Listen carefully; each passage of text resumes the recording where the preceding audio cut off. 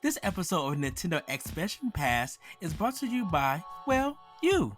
If you want to learn how to support our family of podcasts, head over to patreon.com/bossrushmedia or search for us on the Patreon app on your smart device. Thanks for helping us build something better.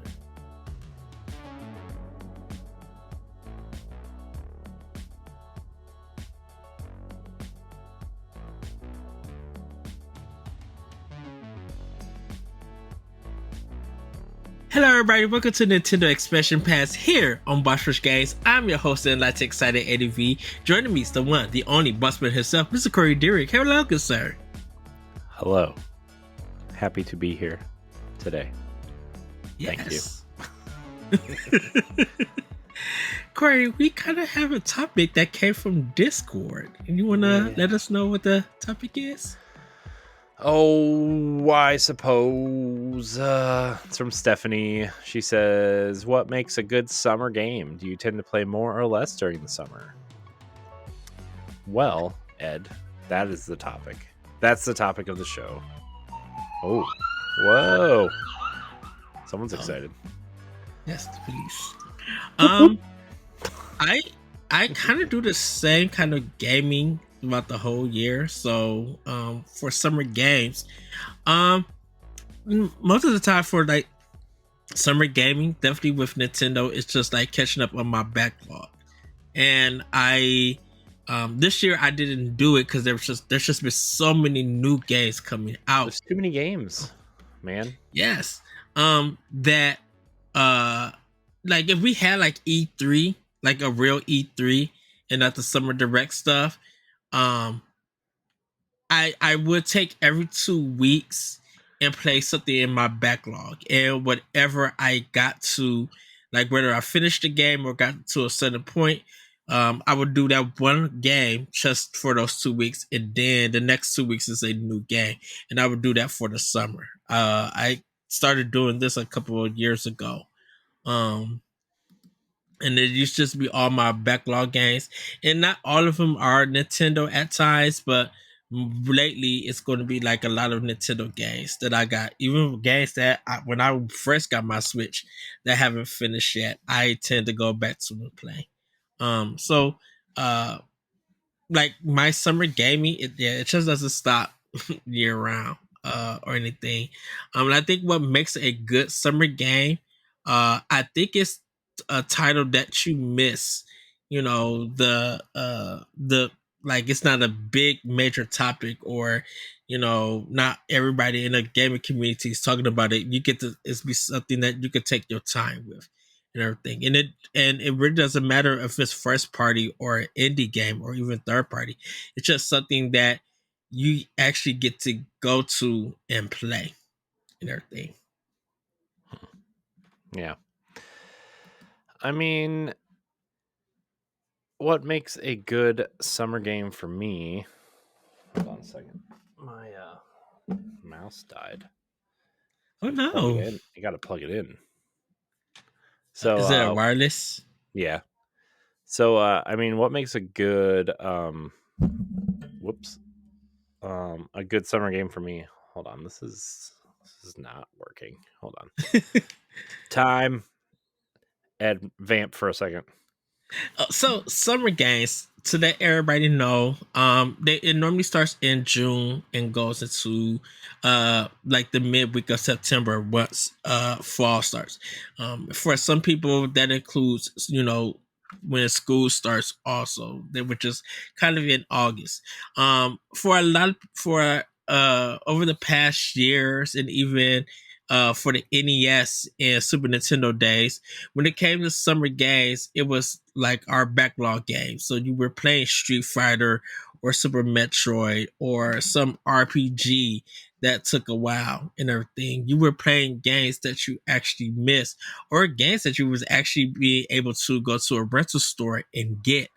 And games that you can hang out with, like Mortal Kombat 2 or NBA Jam and stuff. Like you were kind of doing some summer gaming, definitely with a lot of your friends, if you were able to have company at your house, or if you would go over their house. And For some people, for some neighborhoods, they had the borrow system, where kind of like everybody was there, like everybody was a library. Hmm. So if I lent a game to Corey, he would lend me one of his games, and we would like, play those games, and then we would finish them, hand back, and be like, "Did you enjoy it?" Or anything, and we'll have that discussion. So that's kind of how summer games used to be back in the day and stuff. Yeah. I mean, back in the day, I had to plug in my mouse. We're good now though. Back in the day, like, I mean, it was all about like, okay, well, if we wanted to play Genesis games, my friends would come over to my house, and if we wanted to play Super Nintendo games, I'd go over there, right? I mean, that was the whole thing. Hmm. I would like to say that like giving people my games, I would get others back, but like I would let people borrow games and then I would just never get them never get them back. So that was a thing. I just stopped giving people games. So uh one of the biggest one was Fantasy Star Online. I let my cousin borrow it and I never got it back. Oh Uh, no! yeah, and then I found out later he sold it for drugs, but that's for another day. Oh no! Yeah, it's a whole thing. It's fine. Uh, but yeah, I mean, I would love to say like what makes a good summer. I think Pikmin's a great summer game. To be Hmm. honest, it's kind Yeah. of. I think Final Fantasy 16 is a terrible summer game, and not that the game is terrible. The game is actually, from what I played, is very good. It's just like it's coming out, man, when people are like on vacation or like trying to do other things, and I get that like everybody plays games year round and like it's not just a thing, right? But like I think people want to spend time doing other things than playing games sometimes during the summer. Like, there's concerts, and at least around here, like obviously outdoor activities are not year round, right? We have Hmm. winter where it snows and is cold and nobody wants to be outside. Same So, here. and it stays light out later, right? It stays light out till like, I don't know, 8, 9, 9:30 sometimes, right? In the middle of summer. So uh you want to be outside or doing something like that. And I say that as we just podcast every night, never really do anything. But it's one of those things. So I think something like Final Fantasy or Star Wars were like bad summer games. Although Star Wars, I guess, wasn't really a summer game. It was more April, I think. Hmm. Um, so that's my opinion. I think Pikmin is like probably the best summer game because like the days are like 15 minutes long maybe, and like you can play it in small chunks. You can, I mean, obviously the Switch, you can just turn off the console and then turn it back on and play and start right where you left off, right? So that's a pretty decent summer game, right? I, I know for me, when it came to summer gaming, um, when I traveled a lot with my mom for vacation and stuff, the gaming took place in an arcade. So I was always trying to look for a mall, and if I found a mall and everything, and the mall in a different city, in a different state, is like, was very adventurous to me. It was always good to go, and then to go look at their arcade and see what arcade games that mall had that we didn't have in our own city and Hmm. everything. So because like Street Fighter One, I never played Street Fighter One until I visit a mall in Kentucky Mm. and everything. But like when I would go to Disneyland, or because we will fly to California and everything, or I would go to St. Louis and go to the movie theater and see that they got some Japanese game I've never heard of or anything. It was always that excitement that I have for summer gaming and everything. There was never a particular game or genre or anything. It was just being able to see what does this place have that we don't. I didn't get to play any Neo Geo games until I literally went to Mississippi and when Neo Geo was coming out with arcade cabinets. Like I see my EGM books talk about Neo Geo, but I never played one until I went to Mississippi. And the Hmm. first game I played was Fatal Fury. And then when we started getting here, I started playing Metal Slug and Samurai Showdown. And that was kind of a new experience for me because I'm like, that was my first time playing a multi game cabinet in a Hmm. sense. Hmm. Um, and then learning about Neo Geo, like I've never had a want for Neo Geo or anything, but it was kind of just like seeing that at arcades and getting that experience compared to seeing the Neo Geo and the electronic boutique Hmm. and seeing the $200 games and stuff and seeing the boxes be like, okay, like I'd rather pay my 25 cent or my token Hmm. during this, to play that and everything. Hmm. Um, Yeah. and also summer gaming for me, the biggest one for summer games for me was like the E3. I Yeah. knew that it was happening, but if you were a kid and you were reading, whether you was collecting or subscribed to a magazine, EGM was the Bible in August because you were looking for all that got reported for E3. I once I started getting like allowance and stuff, I was buying like 4 video game magazines to get that E3 coverage and stuff. Uh-huh. Yeah. I'm man. Summer for me was like when we go like on vacation and stuff, if we went during the summer, we usually went on vacation in like March and like November, and summer Mm-hmm. was full of like, I mean, we would take vacation sometimes in the summer, right? Like go to like Virginia Beach or something, and like there was arcades and stuff there. But like summer was mostly not tied to video games for me. And then like I played sports, so like a lot of the time it was like, oh, well, June's here, so we got camp, or July's here, we Mm-hmm. have a rigorous um what do you call it? Like endurance program. And then when August rolled around, we had 2 days. So like you really didn't want to do anything when you got home, really. Uh and then obviously like sports takes up a lot of time and life, and I missed a lot of games during that era as well, just for the sheer fact that I just didn't have time, and it was a lot of like Madden and trying to play GameCube games, and Halo was the big thing at the time, so like it was a very summer games were like a very experimental thing at the time too, where like I was trying a bunch of new things because my friends were playing them and online gaming was coming around, so that was interesting. And I remember when SOCOM was popular, but I couldn't play SOCOM because I didn't have a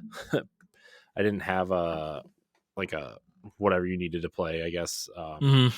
I forget if you needed like the thing or not, but it was really interesting. um so it's summer gaming was really weird for me until like I got older, and then I just started playing games at night, and it was just that's how summer gaming went. I I don't really know. I don't know, man. I also don't really think of games as like summer games or like, Mm-hmm. other games, I guess. Like it's just games are games, and like you just play them when you have time, I guess. And like I guess you seemingly have more time during the fall and the winter than you do in the summer, just based on like that type of thing. But I don't know. I don't know. It's because summer for a lot of people, definitely just here in America, is the travel time. So you're thinking that people are going to be taking vacations, work is gonna seem a little different, but people's schedules changing, especially if they got families and stuff. So gaming during that time for some people could be more easier to get into to catch up on stuff, or it may be a time that you can't get to it because so much traveling and everything, or going like you said, going to concerts or hiking and stuff, and so you want to break away from your gaming cycle with it and everything. I just remember that during the summer, uh and this happened a couple of years ago, that I, while still working and still while still doing vacations, I dedicated my time to play all three Gears games. So once I finished Gears 1, I hopped into Gears 2. And I got done with 2, I hopped into Gears 3. And I was just like, I finally got to play the trilogy because I didn't like the 360 um, in this controller, but I played it on my Xbox One. After I got the remaster collection, I Mm-hmm. I played all three games, and I'm like, okay, now I understand why people love the Gear series. I'm like, the remaster It's awesome. version, yeah, I mean it's a great game. Like, I'm not knocking it. I did have fun. I think it didn't bring me that excitement like the Mass Effect trilogy brought me. Um but that was more of a Mass Effect was to understand BioWare. Gears was to understand what the Gear series was and everything. Yeah, but Um I mean Mass Effect is so clearly different than Gears. I mean, I guess not mhm. necessarily 2 and 3 to an extent in terms of gameplay, but like I mean Mass Effect 1 was like you have to talk about Jade Empire and Knights of the Republic to understand Mass Effect 1, right? I mean, that's Yeah. it was more real time than that, but not really. I mean, like, I remember the first time you tried to use a sniper rifle on Eden Prime, and like you were just kind of like, oh, Oh goodness, the struggle of Mass Effect 1 Sniper. oh my I god, hated it. man, Mass Effect 1, man, I love that game, but also Mass Effect 1 is rough to go back to. Let me tell you. Yes. And I think definitely that was I can actually say the Mass Effect games was my first time, like I said, trying to understand Bioware. And I bought Bioware games in the past. Like, I own Knights of the Old Republic and Jade Empire. Like, I own all of that. Hmm. It was my first time actually doing like kind of a book club thing, not podcasting about it, but playing it with my friend. Like, I think he was playing the PC or Xbox version. I think he was playing the Xbox version. And I was playing the PlayStation 3 version. Because the Mass Effect trilogy had came out on Hmm. PS3, and I like download. The thing took 8 hours while I was still at TGI Fridays, uh, eating and drinking and having my fun and Hmm. stuff. But like, I was playing that game, you know, like Mass Effect 1, playing that game and coming back to my friend and be like, okay, I got to this part with this character. I'm not liking it though. I'm not getting it. And then I played Mass Effect 2. And the next day I seen them, I was just like, okay, my jaw is on the floor. I loved it. And it was literally, we were book clubbing and coming back at work, literally, instead of working, sneaking off somewhere for 45 minutes to talk about Mass Effect, the trilogy. And it's just like, I love this character. I love this scenario. I made this choice. What did you do? Like, it was such a bonding experience with my friend during that time Hmm. and stuff. And I think when I got to Gears and I got an optional opinion about it, the Gears trilogy, uh, it was mostly to see why did Gears One get this like 10 out of 10 from Shu from EGM. And then it was like, let me go with 2, let me go in 3. Okay, I understand stories and stuff, but it was just like, I could understand why people love this game because of the gunfights that they were doing and some of the kills. It wasn't so much the characters and everything. It was literally all these set pieces about that game. And Hmm. it was just dumb fun shooting and stuff, but done on a very professional and reasonable way and Mhm. stuff. Yeah. Yeah. So, man, Mass Effect, Gears, there's so many good games, man. I gotta say, Yeah. that era was like really full of new IP and innovation and just Hmm. kind of like really cool, interesting things. And like, I kind of miss that. um, Now, I mean, like, we're still getting new stuff, right? But like, man, Gears was so.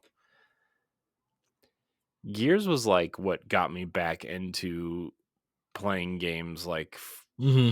really playing games. You know, I mean, like I was playing Halo 2 in college and like playing a lot of GameCube stuff, right? Like, and God of War 2 was like pretty seminal, but like, man, Gears of War, man, that game was. I was obsessed. It was the first game I got all 1,000 achievement points in, Ah, and like, nice. man, I got the seriously achievement in that game where Hmm. like you had to get like 10,000 kills in multiplayer or whatever. And like, dude, I remember that being so hard because like you had to like it because the game mode, like you only had one life, right? And once all your Yeah. teammates were eliminated, you like another round would start, right? Like you didn't respawn. There was no team deathmatch in Gears 1. So it was like even harder to do that. And like there's all these like websites that would like track your kills for like there was a I forget what the website was called. It was like something like seriouslygears.com or something where like Hmm. you entered in your gamer tag and it told you how many kills were logged in your Gears 1 account or whatever. And like you couldn't do it in private matches either. You had to do it in like matchmaking multiplayer. And oh my gosh, dude, that achievement popped like a year and a half after I started playing that game, maybe 2 years after I started playing that game. It actually popped like Gears 2 had been announced, and I was really excited for Gears 2. And like I remember playing it, and I was like talking to my friend about Gears 2, and it popped, and I was like, dude, I just got the seriously achievement, and like it's a big moment. It's cool. So Uh, and I remember the fastest game that I had beat in the summer was the Adams Family movie oh that no, came on Super Nintendo by Ocean. My mom got it for me on a Saturday. I was done with the game on a. She got me on the Saturday. I was done with the game on the Sunday, um, and during the summer. I won't count Mega Man 3 because I beat that the day of Christmas that I got it. Mega Man 3 didn't really take long to beat. Um, but then like Killzone 3, I remember beating that game in 3 days. No, I beat Killzone in 2 days. I remember I ran through the half of the whole game Saturday, went to work, came back, and finished the game like because I had to work. I kind of had to do something in the morning and stuff. Um, finished that game literally at 12 a.m. that Sunday night. When I got off of work, and I was just like, "This is the fastest game that I have ever beaten." Like during the summer time, because I used to play my PlayStation 3 like as much as I played my Wii, I was playing PlayStation 3 a lot when it came to that generation of um 360 and PS3 games. yeah, Their HD era, I should say. mhm. Um Yeah, and man, yeah, that was very interesting to do. Like playing just playing random games for different systems um during the summer uh and everything. It's always interesting. Like Ghost of Tsushima coming out for PS4. Like that was one of my most anticipated games and everything. And I came out the game came out, think I I think I played it and finished it. Was Paper Mario Origami King came out that year too? I think it did. The year of, 'Cause well, Paper Mario came out the same year as Animal Crossing and Hyrule Warriors Age of Calamity. So was it was the Ghost of year of the Tsushima the it was the year of the pandemic. So 2020, I want to say, was that? Mhm. I don't know when Ghost of Tsushima came out. Dude, I have not paid attention to PlayStation release dates in so long. Like I can't tell you. I have no idea. Yeah, I'm not a true gamer, Ed. I can't tell you. oh no. I remember. Okay, Ghost of Tsushima is a 2020 action game. Yeah, Uh, because it came out a month and a half after Last of Us 2, right? I think. uh, released on PlayStation 4 July 17th, 2020. Yeah. Yeah, because Last of Us was in June that year, right? So Yes, because I did the review for Last of Us 2. Uh, Man, that was a crazy year. To go through the Last of Us Part 2. That was 2020. June 19th. yeah. For the Hmm. Last of Us Part 2. Um, Hmm. Going through that game. Um, and I think that's why I said like I prefer like when it comes to the Last of Us series, I think part two, even though as long as it is way better than the first one. But then Ghost of Tsushima was just so good.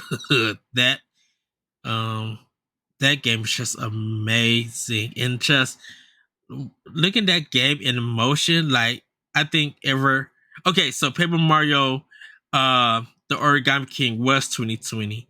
Hmm. Um Oh, that came on July 17th also. So I did Paper Mario and Ghost of Tsushima Yeah, together.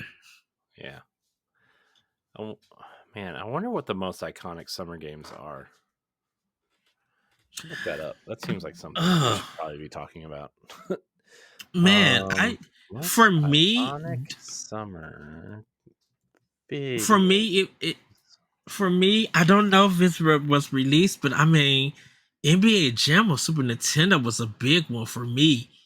Um Super Metroid was a big one.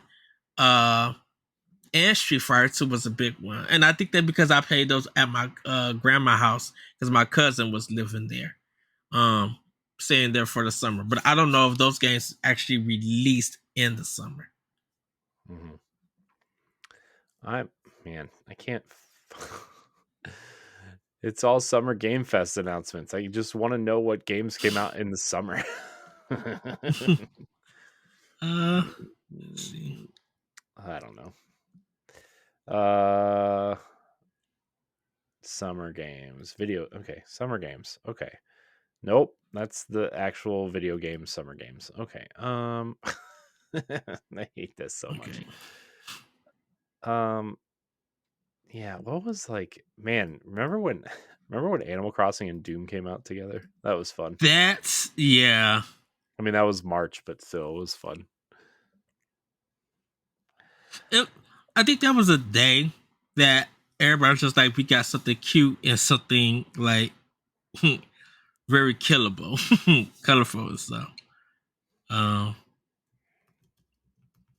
and it was just, of course, Animal Crossing. So more than Doom Eternal, um, it was a game that I think people both enjoyed getting. Yeah. So Yeah. Um what else? Man, I mean, I guess like Nintendo had a killer summer in 2017, right? I mean, mhm. count like Splatoon and Arms and Mario Rabbids and what was that? What was their September game that year? They had so many games that year. That was a great year for games for Nintendo for summer. I would I would try to name some Xbox summer games, but they haven't really released any games in the summer. So And yeah. you didn't. I wonder, like, because I'm now trying to look up like video game movies in the summer also.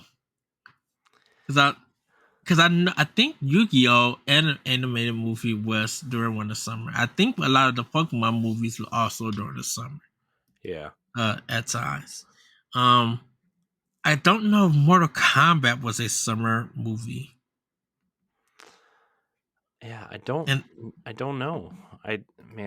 Man, movies, man. There's a lot of summer movies too, man. There's a lot of movies out right now. um I'm still struggling to find like uh video games released during the summer. Oh my gosh, dude. Why there has to be like some sort of like best summer games. list. Yeah. Why is this not a thing? There you go, guys. There's your Boss Rush banter or list or editorial or whatever you want to call it. You can have that one for free. So, Uh, video game releases of and summer 2015. Let's look at this list. Move. Okay. There is no games listed here. Great. Thank you. This is terrible. Okay. This is great radio, by the way. I hope everybody's enjoying our just really really iconic show here. so, uh, I mean, Mortal Kombat. Oh, here's the thing. Here's the thing.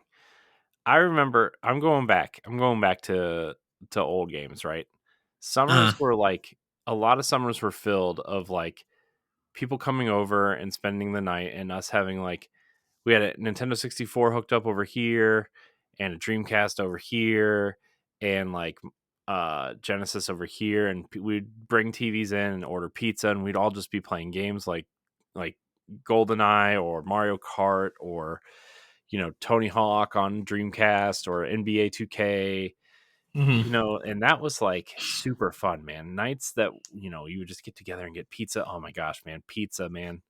I got to tell you, getting really bad Domino's pizza and just shoving a whole pizza in your mouth. Oh, so good, man.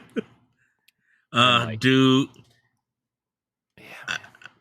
So we didn't do pizza night and stuff, but we would do adult beverages at Ooh. my friend's house doing Golden Eye, playing The World Is Not Enough on N60 on GameCube. We would do Mario Kart Double Dashes. This is when I started working at JCPenney outlet, like in the early 2000s. Like I was hanging out with my friends and stuff, and Friday night gaming at his house was the best because we would go upstairs, kind of close to his room and attic, and we would do all of that gaming. We watched like 8 Mile on there and stuff. Like his was the spot, and then I remember we all had a real serious conversation when a certain event happened in September.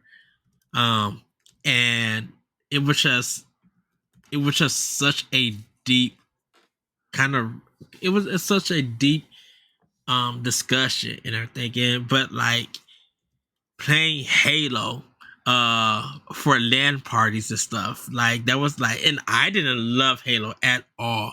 I thought Halo was just a mess. But I started enjoying it because of the multiplayer. But it was just like it was because we were playing that split screen during the summer and everything. And I did and eventually get my Xbox, and I still don't like the first Halo. I'm sorry, I just don't like it. But I Well, I love mean, Halo it 5 and hasn't Infinite.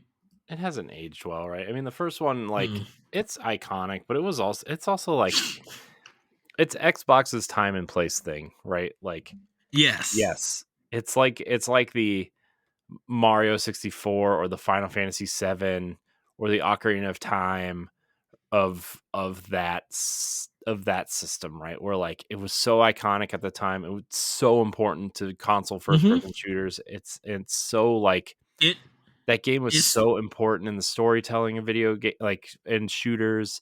and like it created this iconic character that Xbox still uses as their mascot today, right? Mm-hmm. Like Master Chief is literally Xbox's Mario. But man, that first game is really rough to go back to. Right, and I agree with you. It really was iconic. It revolutionized the first person shooter. It's a game that sold Xbox. Mhm. And like it was the Friday game. Like if you weren't doing World of Warcraft, or you weren't doing Mario Kart Double Dash or anything, or wrestling games or whatever, or sports games, when it came to shooters, multiplayer and stuff, definitely for console players, Halo was the game. You had to have Halo in your house. And it was always it wasn't about skill. It literally was just about playing with other people and laughing at the unexpected kills that you were getting. Like if you were getting killed, you were laughing because you didn't expect it. And it didn't come, it wasn't about competition. It was just that enjoyment of playing that game with other players, literally by you, and just laughing and talking to me like, "Oh man, I can't believe you got me on there." Just and it'd be like, "Wait, where were you at? Where were you hiding?" And then they'll reveal where they was hiding, and you think you can learn that spot, but they have other spots and everything. Like I do not like sniping in Halo. My friend, he's one of the best Halo snipers, and it always felt like a Three Stooges comedy to me, because when you got hit with a sniping gun, uh, your energy shield was gone, and have your energy was depleted, and I will run away like a Benny Hill ending, like just run away real fast, and then my friend would be like, "Oh, I got you," and then he'll snipe me, and then I'll be like, "Dang, Navin, how did you hit me 2 times? I was trying to dip off and everything." And he would literally trap me to kill me. But that was like the summer gaming with Halo. Like that was the fun I was having. Mm-hmm. Yeah, I mean, Halo was Halo was how I learned about LAN parties too. You know, Mm-hmm. like we would all take our Xbox. I mean, there was a point. This was ridiculous. Like everybody took their Xboxes over. We had two full. This was at our friend's house, and we had like they probably ordered like 30 pizzas for us and like wings and stuff. It was this big party, but like we all took our Xboxes. Most of us took TVs, and we had two full 8-on-8 games going. And like Dude. one side of the room was the team that lost. The two teams that lost were on this side of the room, and the two teams that won were on this side of the room. And we were all connected in a LAN party. And like, dude, there was so much Mountain Dew. I swear we were drowning in Mountain Dew and pizza, and like JoJo's, and like just all kinds of food. And it was like, oh my gosh, it was so cool and so fun. Friday summer gaming was the night that you was bonding with your boys, or you was having a time out with your girls. And when it like if you wasn't a club person or anything, and you was a gamer, you were spending Friday nights doing that. And then of course you had Saturday and Sunday, whether it was working or not or whatever. But that Friday night was the time to be like, I'm not thinking about work. I get to hang out with my peeps, and we get to get some good gaming in. And I think the modern era was like the Xbox, GameCube, PlayStation 2, like that era of gaming. Like I think that was one of the best times to be doing summer games and stuff across all platforms. Even with Nintendo on the GameCube and stuff. Like like you had those Smash battles. You had that Mario Kart and stuff. Or Four Swords. Like you were having that time and everything with other people, definitely during the summer. And then like I could actually just say this, like I love watching E3 with you, Corey, back in the day. When we was doing it on Nerds Gone Rogue and everything. And it's just like we're taking time off from work or whatever, so we could watch the presentations and do content and stuff. And it was just like this is something that I always wanted to do. I wanted to watch E3 with other people and talk about it, and that we did that for a couple of summers and everything. Yeah, man. Oh, what is Ed? I'm going to ask you a question. Okay. What is your favorite game? Your favorite game, okay? Mm-hmm. Your favorite game that makes you think of summertime. Not necessarily a summer game, but that makes you think of summertime. I can actually, okay, everybody. Uh-oh. Oh no. No, it's really roller coaster. It's really Roller Coaster Tycoon 1 and 3, Hmm. because summertime for me is I love going to Six Flags. It's the getting on those roller coasters and like and watch and like just I during the summertime when like YouTube really was popping off and everything, I would watch just roller coaster videos all the time. When I went to Six Flags and still go to Six Flags and get on those roller coasters, it's that rush, it's that thrill. So when Roller Coaster Tycoon came out and my mom had her computer, her Dell computer, I was playing that game. And then when I got my own computer and brought Roller Coaster Tycoon 3, I was making my own roller coasters because that's what I love. And which is funny also, Corey, that you would think that because I love trains. I love looking at trains. My mom took me to a train museum as a kid during the summer. Like I literally love trains, but I don't play no train sims or something or anything. If I get stopped by a train and I'm parking my car, I'm just watching it because I want to see the graffiti that's on it. When I go to Chicago and I hop on the train, it feels so good and everything. Doing my gaming and stuff like that. But like a game that makes me think of summer is literally Roller Coaster Tycoon 1 and 3. Yeah. You're missing two, man.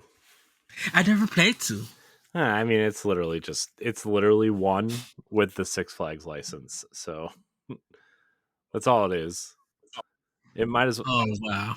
it might as well just been like an expansion to one, because it was literally just one with the Six Uh-huh. Flags license, and like a lot of the pre-made roller coasters were Six Flags roller coasters, and like you could use Six Flags like assets and stuff.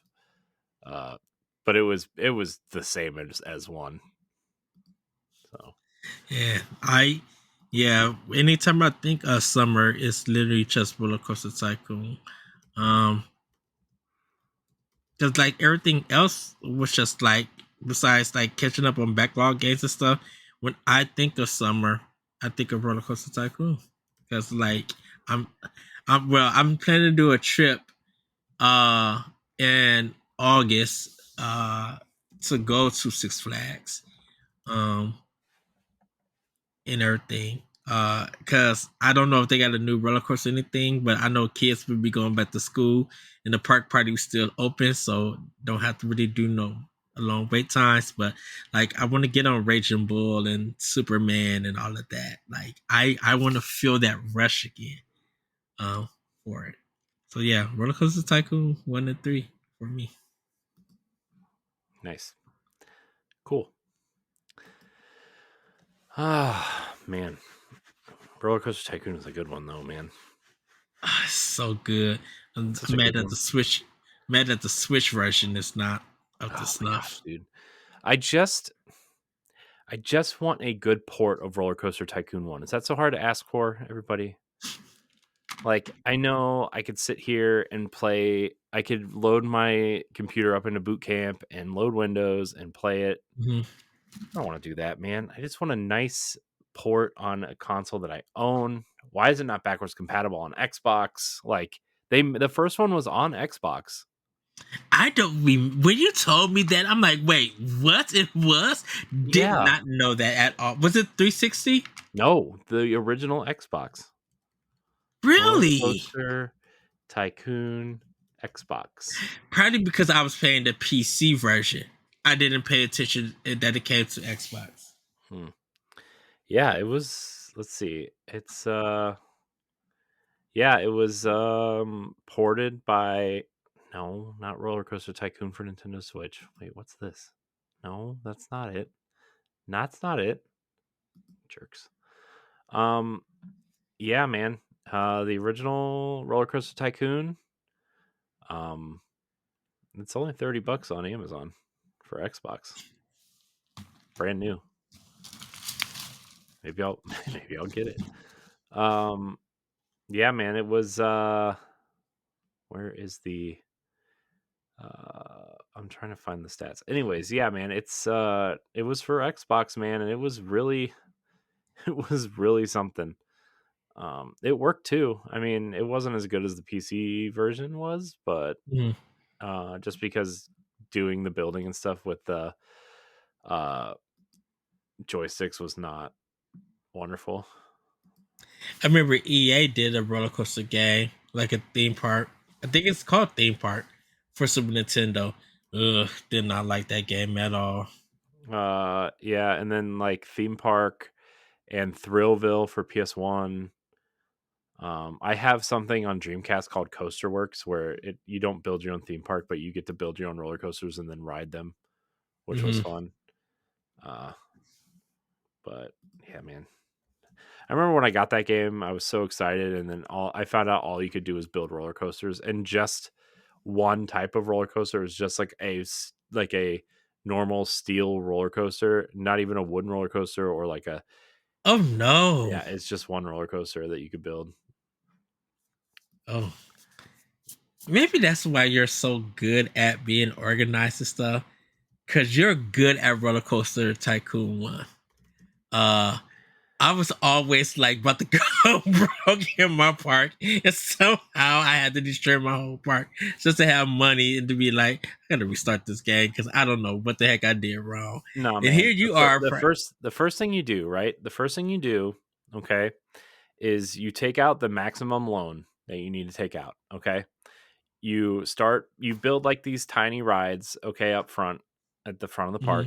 You build a ton of like restaurants and stuff, kind of lining the park opening of the park, and then people will buy food, and then they'll go ride some rides, and you start charging more and more for your theme park, and then you start buying like or um you start using your loan to purchase the ad campaigns, the 6-week ad campaigns for like Mhm. half price ice cream, or half price entrance to the park, or if you're a really awful person, you start charging per ride, um and you're like half off the roller coaster.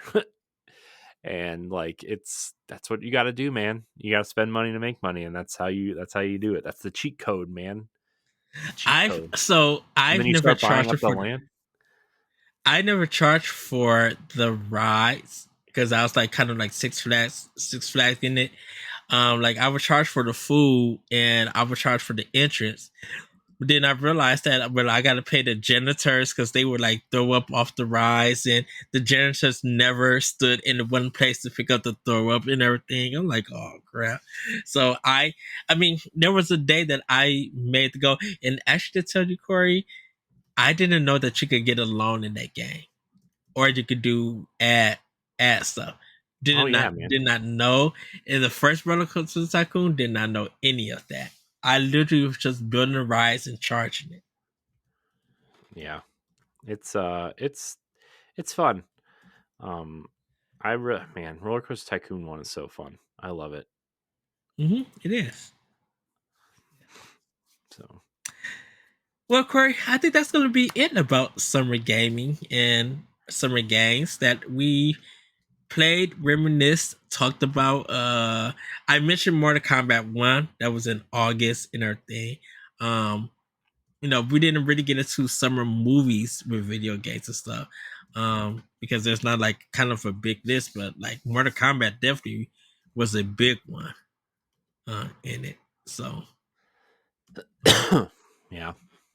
Well, but you know, summer games. Summer yes. breeze. Make me feel fine. Oh, I hear that at every store that I have worked in. That's so cool. Like, who sings this song? Why am I hearing it? And everything. But everybody, have a great week. Have a great weekend. Hopefully, you are enjoying the summer and you're doing some great gaming in this era, or in this time, I should say. But then, everybody, we'll see you next time on Nintendo Expansion Pass. Bye, everybody. Bye. If you want to be a Patreon producer, head on over to patreon.com/BossRushMedia, and find out which tier is right for you. Our Patreon producers at the $5 tier or higher for this month are Adriel Munger, Austin Campbell, Celeste Roberts, Christian S., Sana Dierig, Francisco Santillan, and Rebecca Jewell. Thank you for your continued support. Nintendo Expansion Pass is part of Nintendo Power Block and is a product of Boss Rush Media LLC. The show is recorded from our headquarters in Akron, Ohio, and is hosted by me, Edward Varnell. My co-host is Corey Dierig. You can find Corey at I Am Corey in HD on Twitter and Instagram, as well as hosting the Boss Rush Podcast and Tower Casuals, the Destiny Podcast. Follow Expansion Pass as part of Nintendo Power Block and on all social media platforms at Power Block Podcast.